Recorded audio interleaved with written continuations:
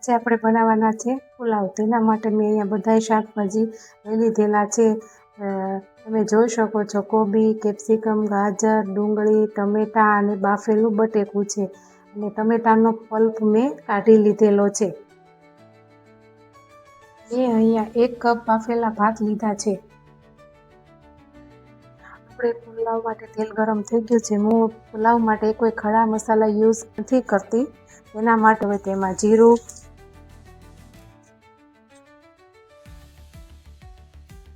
હિંગ,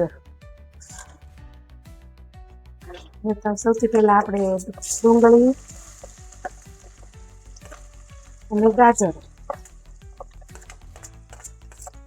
એડ કરી દઈશું.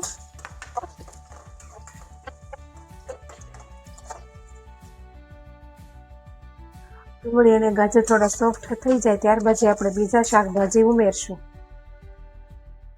ડુંગળી અને ગાજર સોફ્ટ થઈ ગયા છે. હવે તેમાં આપણે કોબી,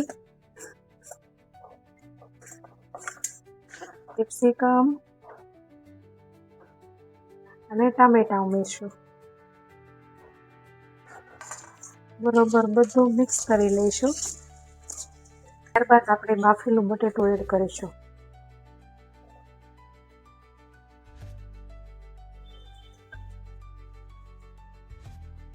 તેમાં આપણે સ્વાદ અનુસાર મીઠું,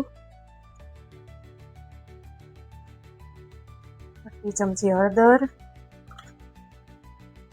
લાલ મરચું પાવડર 1 ચમચી, 1 ચમચી પાવભાજી મસાલો.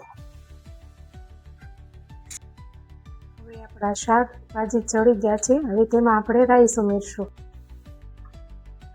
રાઈસ ઉમેરી દીધા છે. હવે મેં બધું બરાબર હળવા હાથે મિક્સ કરી લઈશું.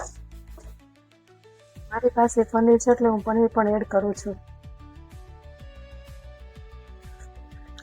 પુલાવ બનીને રેડી થઈ ગયા છે. હવે આપણે ઉપરથી ફ્રેશ ધાણા એડ કરીશું. હવે આપણે સર્વ કરીશું. હવે આપણા પુલાવ બનીને રેડી થઈ ગયા છે.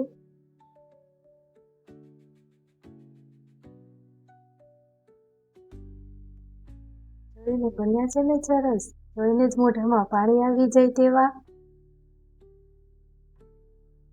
જો તમને મારી આ રેસીપી ગમી હોય તો like, share, follow and subscribe કરજો.